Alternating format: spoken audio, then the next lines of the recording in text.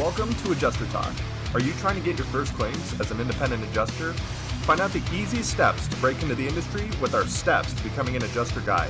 Download for free at adjustertalk.show. All right, this podcast is powered by Royal Adjusting. If you're new, aspiring, or veteran property adjuster, head over to royaladjustingservices.com and get on their roster for work opportunities. Hey, IAs, welcome to the new Adjuster Talk podcast by IA Path. I'm your host, Chris Stanley, and I'm joined by the founder of this podcast, the man, the myth, the legend, my co-host, Jason Heenan. Now, Jason, everybody's dying to know one thing and one thing only. How long you been growing your beard? When's the last time it was all shaved off?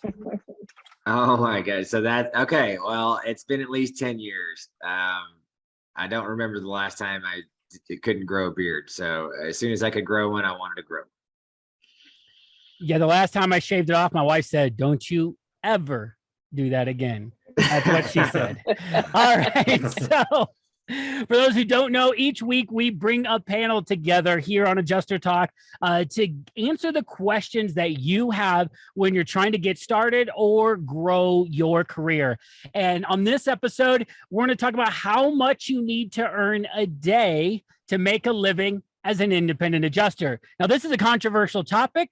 I expect a lot of heated back and forth, but we might be civil here. I don't know. We'll see. But this is to put into perspective what your expectations should be and get you how you need to get your mind corrected about how you need to think about your income in this industry. Because if you just think big numbers, then you're going to be sorely disappointed. But if you're thinking, how much do I need to make per day? Well, hopefully you'll have a better expectation of how to go and accomplish that. So to start off, though, we have an icebreaker question each week, and I'm going to ask my panelists, Max Olson, who is the director of media at IA Path. He's also a daily auto IA and a weather storm chaser. And we got TJ, who is our desk specialist at IA Path. And so she's the one manning the keyboard, closing the claims, issuing the checks with all them zeros on it each and every day from her house. So we're going to ask all of us this question. How much, TJ, starting with you, did you make your first day as an independent adjuster? $275. Not bad. Not bad. Take a spin at that Wheel of Fortune wheel. What do we get? What do we get? All right. So how many years ago was that? What type of claim was that? Was it like a daily claim? Was it a staff job or not staff job, a desk job? What kind of claim was it? It was desk inside total loss. I was actually, even though I was licensed, I actually took a processing gig to just kind of get introduced to the IA world. So I didn't jump in as an IA, as an adjuster. I started out as a processor, and that was intentional. One, because I wanted to be introduced, get some type of introduction to the workload and the environment in comparison to me coming from a staff position. Number two, wanted to, because I was new in the industry, I wanted to prove myself that I actually could do the work. So if I can do the basic foundations of what this job is, putting my pride aside, because I know that this is what most tenured adjusters would consider as lower tiered or lower level work. But the fact that because I understood that I was new to this side of claim handling, I wanted to make sure I understood the foundations before moving forward to more complex type claims. So it was much lower paying position. I made $275 a day, but I went from that to like tripling that now. And that would have been 6 years ago. That's awesome. Now, remind us, I know you told us in other episodes, but how many years were you a staff adjuster before IA? 10.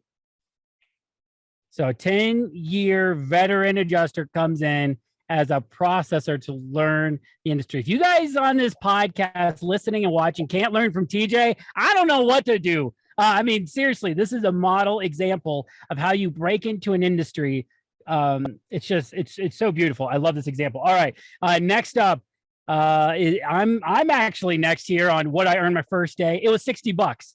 Okay. TJ says her lowing pay $275. I got one claim. It was with a family who did not speak English, and I do not speak Spanish.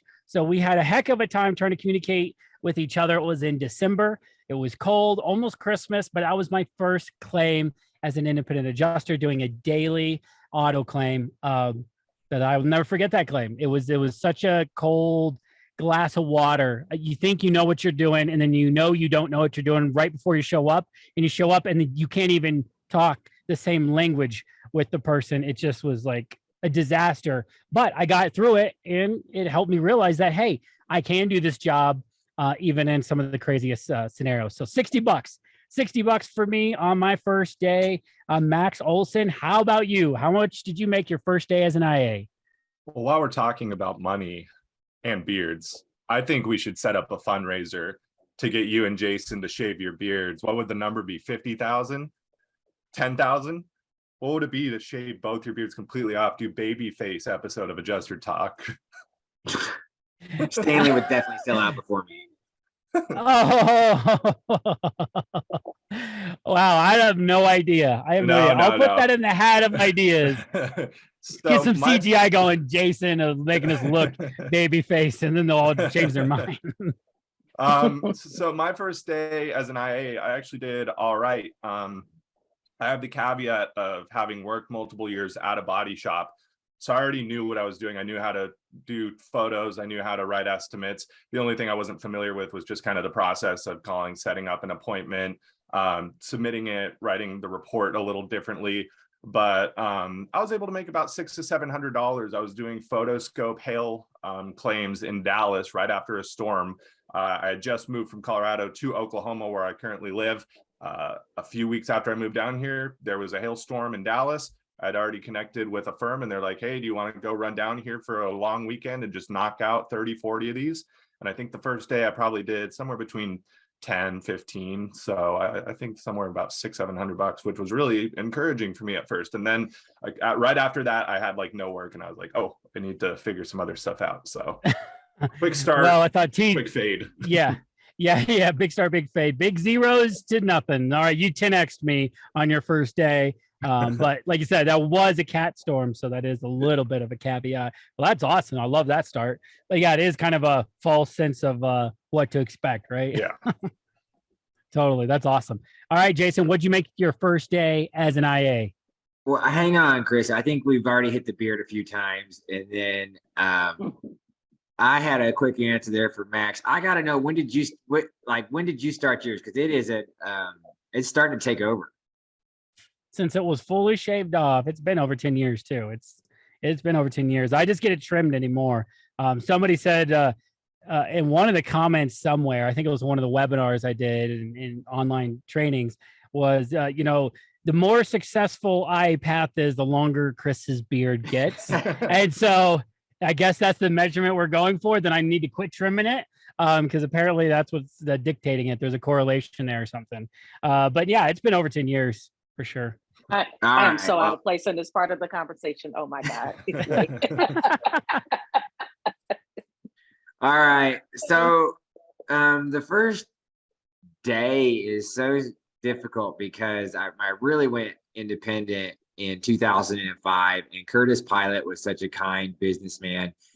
They issued advances to get the adjuster started there. So he started me out as an independent in 2005 with a $2,000 advance. And of course, you have to pay that back through your labor. And I was able to close after getting down to Beaumont, I would say like a claim and a half.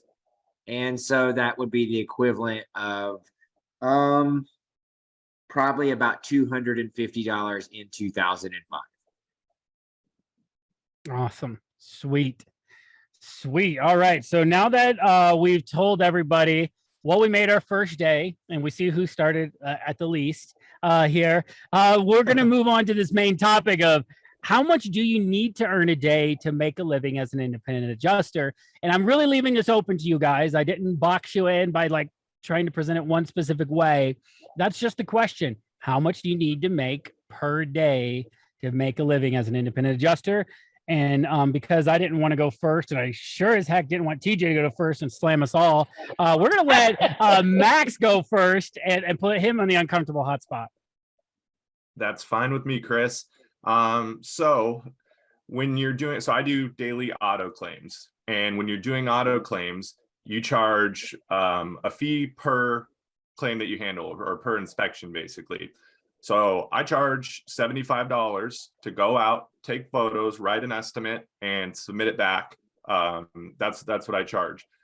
So I try to do about an average of 5 inspections a day. Some days that's 7 inspections, 8 inspections. Some days it's only 3 or 4.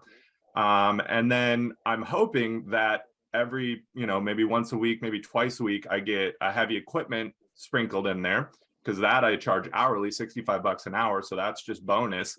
But if I'm making $375 a day, it's about almost $2,000 a week, then I'm feeling pretty good.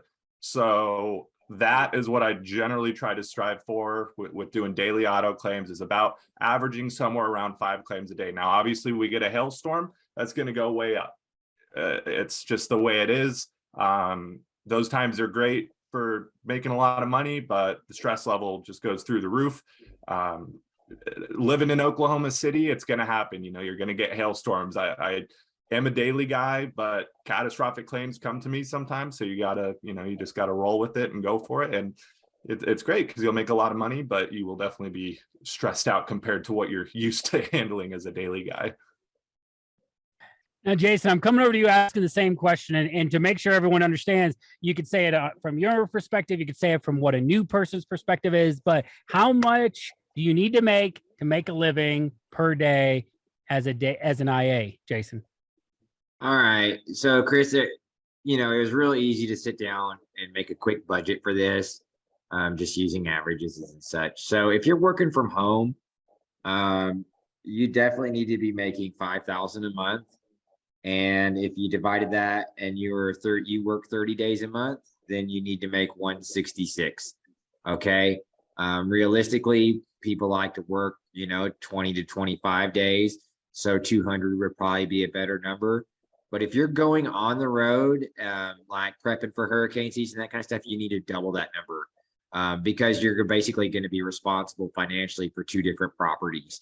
The one that you lease to stay at, whether you're pulling a camper or renting a hotel room or you're Airbnb-ing it, your expenses, it's safe to say, are going to double. And that's not something you want to spend a lot of time worrying about, thinking about, because you need to be focused on money-making activities during those challenging times. So I'm saying you need to be able to close, at least a claim and a half a day on average at home. And then I would like you to double that if you're. Good answer. Good answer. My answer is very similar to Max's. I want to say I gave him that number when he moved from property. I'm sorry, from a body shop to a daily auto IA, but that was my number as well. It was 5 a day. If I could do 5 claims a day, I was charging 60 to 65 a claim, depending on the company I was working for. And so that was about $300 a day is what I was aiming for. You do that 5 days a week, multiply it out. It's basically $72,000 a year before mileage, before any heavy equipment, before anything like that. So I knew that if I could hit roughly that number on average, 5 days a week, I was going to make a decent living. And that's really what I wanted. But I think the big thing to emphasize here is the more you need, the more you got to make. And so the less that you require, the easier this industry is going to be to survive in. Because you're going to have some banner moments like Max is talking about. There are times where I was pulling in $12,000 a month during hailstorms, and it was at home, no road expenses. I mean, all within 10 miles of where I lived, and I was killing it, but I was killing myself at the same time. And then there were other months where I was like, man, I only made $2,200 this month because it was the slow season. It was Christmas. It was whatever. And so my wife and I really have found over the course of owning, an appraisal business and being a catastrophic adjuster, and then now with IA Path, the more we can lower what we actually have to get, the whole lot easier everything is. The stress goes way down. And so, we travel in a schoolie bus, we live on a sailboat, we don't have a traditional mortgage or rent going on strategically, and because we enjoy it, but strategically that's an extra $2,000 a month ish, basically that we don't have to earn. So we knew if we had a mortgage, iPath would never happen. It would have never worked. We wouldn't have been able to survive. And so, just think about as you enter this industry, what is it that I really can eliminate from my expenses and what are the non-negotiables? You can't get rid of student loans. You can't get rid of the mortgage you already got, right? But can you downgrade? Can you shift out? Can you cut Netflix or whatever? Netflix doesn't make that big of a deal, but you start tallying those things up and I think things become much more manageable. And I think that's a big part of this for you, figuring out what you need to make daily is what do you need to cut to make sure you can make enough daily to survive. So now that I've gotten my piece out of the way, TJ can come in, swoop in, dominate the conversation, make us all look bad. TJ, how are you closing out this question of how much do you need to earn in a day to make a living as an I? Okay, so I'm going to take a different approach to this question. Reason being is because I am an inside desk adjuster, and your rate of pay is not based on the amount of claims per se that you close as if you are a field auto appraiser or a property appraiser. It's done by the hour. So because I have this lump sum that comes in weekly every couple of weeks for 15th end of the month, with whichever contract I'm on, what I've learned is I've learned how to live off of half of my income. So basically what I do is when my paycheck is direct deposited, I split that in half and I split half of that paycheck into a different account that I do not touch. So even in hypothetically, let's just say I've worked for 6 months, let's just say I've worked for 9 months and the deployment for whatever reason ends, I'm not financially strapped because I lived off of 10,000 a month as opposed to living off of half of that 5,000 a month. I still have five, and that's just the number that I'm throwing out. I have 5,000 a month. Multiply that by 9 months. Some people make that in a year, even as a staff adjuster coming in entry level. So comfortably and reasonably, I've learned how to readjust my lifestyle and my cost of living by living within that window. And still, even if I am released from a deployment, I'm still able to maintain my standard of living. That is so responsible and disciplined. It's the most amazing thing. I love it. I love it. Now, if you're listening to this and you're going, this blows my mind to think that I could live off of half of what I make, because we all typically, before we become business owners, we typically live off of what we make, if not live off of more than we make, right? But if you maintain that habit, it's a psychological thing. If you maintain that habit, you will find yourself in a very, very, very, very bad place. And so if you're struggling with that, there are some really simple things like TJ said. You can just cut it in half and say, I'm going to force myself to live off of this. And at first you might go, I can't do that. I'm only making $2,000, TJ. I can't. Well, great. Don't throw out the baby with the bathwater. As you start getting your traction, you need to keep this in your head. If you could live off of $2,000 when you first get started, live off of $2,000 when you hit $4,000. And also, if you want a little more, I like TJ's because it's so simple, doggone it. But Profit First is a book that Mike Michalowicz wrote, and Profit First is the best book I've ever seen. It saved iPath 7 times already in the 2 years I've implemented the system. Basically, as your income comes in as a business, you separate out for your taxes. So basically, it pays for Chris Stanley's taxes over here. And then it separates out for Chris Stanley's pay, or you as the adjuster, your pay, 30% roughly based on what our income normally is. 30% goes over there to you, the business owner. And then a certain percentage goes to your business expenses. And then certain percentage goes into your profit. It's why it's called Profit First, is you actually take profit off the top and move it in. And then you force yourself to what you have in your expense account. That's what you can do. And that sounds impossible until you do it. And then all of a sudden you're like, holy crap, I now have thousands of dollars in reserves of my profit, like TJ's talking about. And also I have money to pay myself. If my company goes belly up tomorrow, I still have money. The company still has money. And I know I still have what I have to be able to make my business work next month. So I don't have enough to go take this huge deployment because I can't float myself. Well, great. I'm going to stay at home and build that coffer up, and so you can start making decisions based on what you have versus just, acting like what you have doesn't matter, because it does. And so that's been huge for me. And it's saved our company so many times.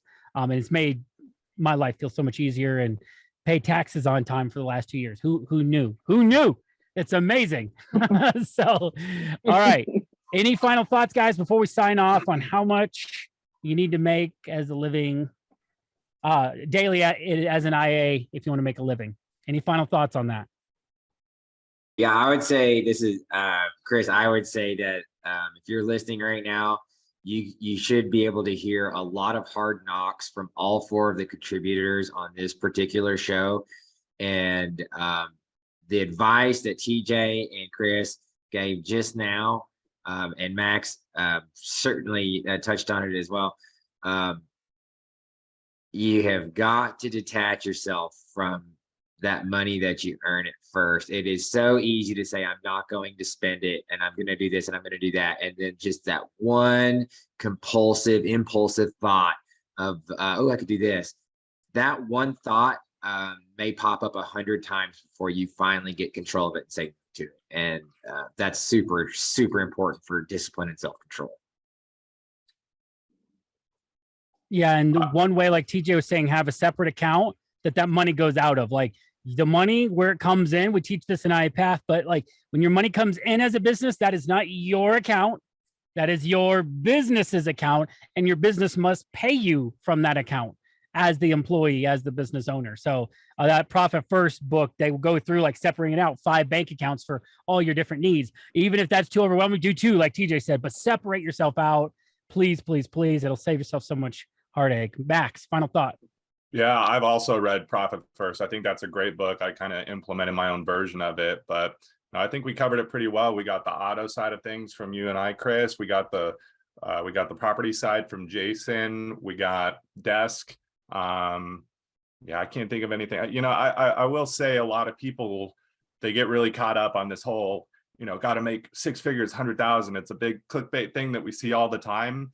And if you work in the industry long enough where you get certain right opportunities, it will happen. Your time will come, but realize that you really need to be making $100,000 plus to have a nice, happy lifestyle? Or can you live on a much less amount and be happy because you've been able to do this job that allows you to do other things? You know, we talk about at iPath claiming your life. That's really important. And this job does allow you to go do those other things that, you know, other career fields wouldn't allow you to do. You can schedule your day so that it works to be the way you want it. And that happiness that comes from that and the stress potentially relieved from that, I think that's worth its weight in gold. So maybe don't be as focused on that $100,000 goal or 200,000, whatever crazy numbers you've heard, and be focused more on, I'm going to be able to make good money, but I'm also going to be able to live a lifestyle that's much more fitting to what I want compared to maybe where you're at now. I can't even end this episode after that. All right, go out there, claim your life, keep walking your path, guys. And if you don't have that other bank account set up, oh my goodness, do it. Do it now. Thank you all for being here, and we'll see you guys next week.